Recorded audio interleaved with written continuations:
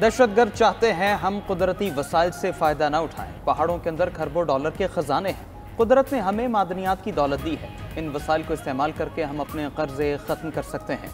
मुल्क खुशहाल हो सकता है। वज़ीर-ए-आज़म शहबाज शरीफ का रब-ए-ज़ुल-जलाल का एहसान, पाकिस्तान की तकरीब से खिताब। कहा, दहशतगर्दी के खिलाफ सबको मुत्तहिद होना होगा। कुछ अनासर अपने मफाद के लिए तकसीम पैदा करके मुल्क के इस्तेहकाम को दाव पर लगा रहे हैं। ऐसे अनासर को आने वाली नस्लें माफ़ नहीं करेंगी। मुल्क की मफाद पर अपनी ज़ाती ख्वाहिशात को कुर्बान कर दिया। जिनको मुल्क की तरक्की खुशहाली गवारा नहीं, वो पाकिस्तान के दुश्मन हैं। जानते हैं दहशतगर्दों को माली मदद कहाँ से मिल रही है। दहशतगर्दी के ताने बाने दूर तक मिलते हैं। तफरीक और मजहबी मुनाफरत मुल्क के लिए दी गई कुर्बानियों की नफ़ी है। इत्तेहाद और इत्तिफाक से ही दहशतगर्दी के नासूर का खात्मा करेंगे। जाफर एक्सप्रेस हमले के जिम्मेदारों को दुनिया के सामने बेनकाब करने का फैसला। वज़ीर-ए-आज़म शहबाज शरीफ की ज़ेर सदारत गुज़िश्ता रोज़ हुई बड़ी बैठक में अहम फैसले किए गए। सिविल और अस्करी क़यादत चारों सूबों बाशमूल आज़ाद कश्मीर और गिलगित बल्तिस्तान का दो टोक मौक़िफ़। रिवायती और डिजिटल मीडिया पर मुल्क दुश्मन मुहिम का मुंह तोड़ जवाब दिया जाएगा। नेशनल एक्शन प्लान के तहत कौमी बयानिए को मजबूत करने पर इत्तफाक। कौमी बयानिया कमेटी को शरपसंदों के खिलाफ मौसर बयानिया बनाने की हिदायत। मुल्की सलामती और हम आहंगी के लिए तमाम सूबों का ताउन और रवाबित बढ़ाने पर भी इत्तफाक किया गया। झूठी, डीप फेक और दीगर गैर मुसद्दिका मालूमात का हकाइक से भरपूर जवाब दिया जाएगा। फिल्मों और ड्रामों में कौमी मौज़ूआत अपनाए जाएंगे। कौमी बयानिए के लिए डिजिटल मीडिया पर भी मवाद नशर किया जाएगा। कौमी निसाब में दहशतगर्दी के हवाले से आगाही शामिल होगी। क्लाइमेट फाइनेंसिंग के तहत पाकिस्तान को 1.3 अरब डॉलर मिलेंगे। IMF डायरेक्टर जोली कोज़िक ने तस्दीक कर दी। IMF डायरेक्टर का कहना है कि पाकिस्तान से क्लाइमेट फाइनेंसिंग पर बातचीत कामयाब रही। 1.3 अरब डॉलर 28 माह में फराहम किए जाएंगे। पाकिस्तान को EFF प्रोग्राम में 7 अरब डॉलर एक साथ में मिलने हैं। पाकिस्तान के लिए नई किस्तों का स्टाफ लेवल मुआहिदा 25 मार्च को हुआ। कामयाब जायजा मुज़ाकरात के बाद पाकिस्तान को 1 अरब डॉलर की किस्त जारी की जाएगी।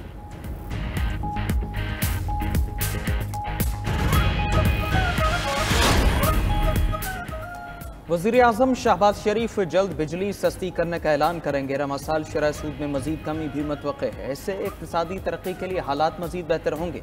वज़ीर ख़जाना मोहम्मद औरंगज़ेब का चीन के बाओ फोरम के दौरान ब्लूमबर्ग को इंटरव्यू। कहा, सस्ती बिजली से मैन्युफैक्चरिंग सेक्टर को फ़रोग़ मिलेगा। आइंदा बजट में टैक्स का दायरा वसी किया जाएगा। रियल स्टेट, रिटेल और ज़राअत को टैक्स निज़ाम में लाएंगे। मैन्युफैक्चरिंग सेक्टर पर गैर ज़रूरी टैक्सेस का बोझ कम करेंगे। रमा साल हुकूमत पहला पांडा बॉन्ड जारी करेगी। युआन बॉन्ड की मालियत 200 से 250 मिलियन डॉलर के दरमियान होगी। हुकूमत की तवज्जो मईशत को बेहतर बनाने पर मरकूज है।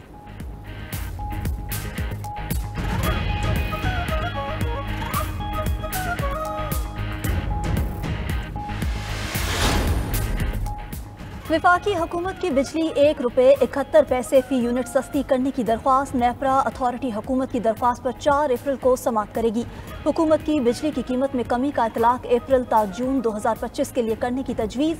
के इलेक्ट्रिक सार्फिन को भी 1 रुपये 71 पैसे फ़ी यूनिट रिलीफ मिलेगा। ये रिलीफ कैप्टिव पावर प्लांट्स पर लेवी से हासिल रेवेन्यू से दिया जाएगा। IMF भी हुकूमत को बिजली सस्ती करने की मंजूरी दे चुका।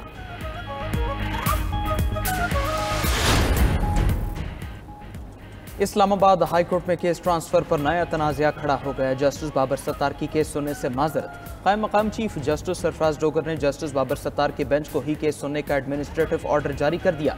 जस्टिस बाबर सत्तार ने कायम मकाम चीफ जस्टिस के इख्तियारात पर सवाल उठाते हुए जुडिशल ऑर्डर जारी कर दिया। जस्टिस बाबर सत्तार ने डिप्टी रजिस्ट्रार को केस दोबारा नए बेंच के सामने मुकर्रर करने की हिदायत कर दी। तहरीरी हुक्मनामे में लिखा कि 14 मार्च को इस अदालत ने केस किसी दूसरे बेंच के सामने मुकर्रर करने के लिए वापस भेजा। नाकाबिल फ़हम तौर पर केस की फाइल दोबारा इसी अदालत को भेज दी गई है। चीफ जस्टिस के इंतजामी साइट पर रिमार्क्स के साथ फाइल भेजी गई। यही बेंच केस को सुनेगा।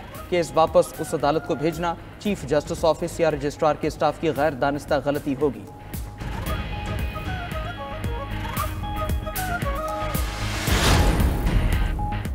इंसदाद दहशतगर्दी अदालत रावलपिंडी में बानी PTI की 2 दरख्वास्तों पर समाअत।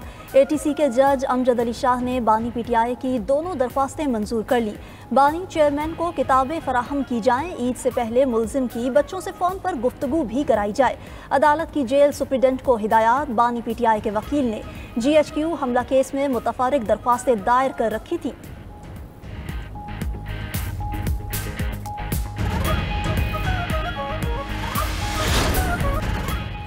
92 न्यूज़ की खुसूसी इफ्तार नशरियात रहमत रमज़ान का सफ़र जारी। 27वें रोज़े की नशरियात का मौजू क़याम पाकिस्तान के असबाब और वजूहात था। डॉक्टर ताहिर हमीद तनोली और डॉक्टर क़ुर्रतुलैन ताहिरा ने मेज़बानी की फ़राइज़ निभाए।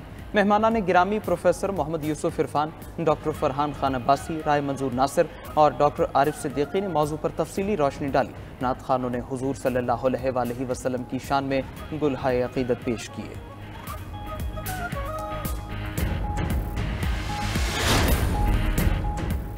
अमरीकी सदर डोनाल्ड ट्रंप का व्हाइट हाउस में इफ्तार डिनर। पाकिस्तान समेत दीगर मुस्लिम ममालिक के सफ़ीरों और सिफारती अमले की शिरकत। ट्रंप ने इलेक्शन में हिमायत करने पर मुस्लिम कम्युनिटी से इज़हार तशक्कुर किया। कहा, इफ्तार की रिवायत खुशियाँ बांटने और अमन का पैगाम देती है। मुस्लिम कम्युनिटी से किए वादों की पासदारी कर रहे हैं। मशरिक़ वस्ता में पायदार अमन के लिए भरपूर सिफारती कोशिशें जारी हैं। कोशिश है गजा जंग का जल्द अज जल्द खात्मा हो।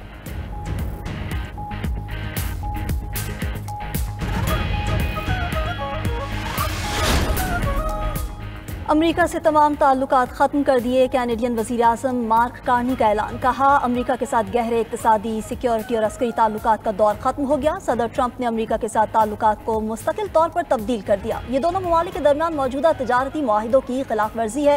मुस्तक़बिल में किसी भी तजारती मुआहिदे के बावजूद वापसी का कोई रास्ता नहीं होगा।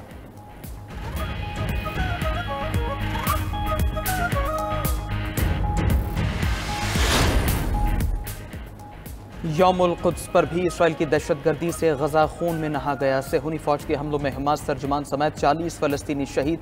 अब्दुल लतीफ़ अल क़नुआ की जबालिया में शहीद किया गया। रिपोर्ट के मुताबिक गजा में तबाहशुदा इमारतों के मलबे तले 10,000 लाशें मौजूद हैं। गजा की सख्त नाकाबंदी के बायस शदीद ग़िज़ाई बहरान है। लाखों फ़लस्तीनियों का सहर इफ्तार में बॉयल सब्जियों पर गुजारा। उधर तबाहल फ़लस्तीनियों ने ईद की तैयारियां भी शुरू कर दी। ख़वातीन ने महदूद वसाइल में गजा के उम्र मुख्तार बाजार में चूड़ियाँ और दीगर अशिया खरीदी।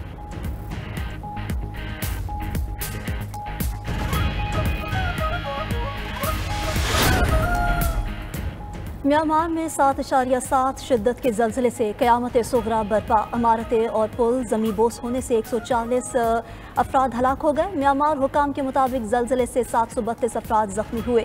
अमरीकी जियोलॉजिकल सर्वे के मुताबिक ज़लज़ले की शिद्दत 7.7 और गहराई 10 किलोमीटर थी।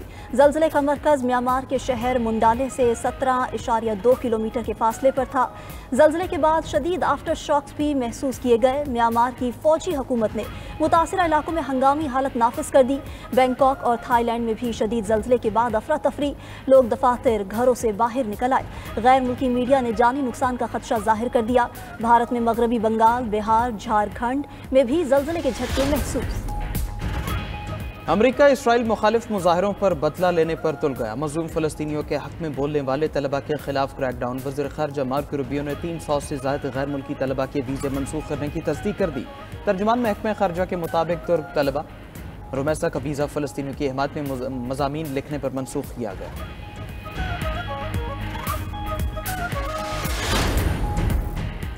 गाड़ियों पर अमरीकी टैरिफ के निफाज पर जापान और कनाडा बरहम। जापानी वज़ीर-ए-आज़म ने कहा कि अमरीका में हमारी सबसे बड़ी सरमायाकारी है। तमाम ममालिक पर एक जैसा टैरिफ लगाना हैरानकुन है।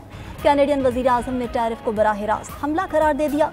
तजारती कशीदगी के बाद अमरीका और कनाडा के दरमियान फ़्लाइट बुकिंग में 70% कमी आ गई।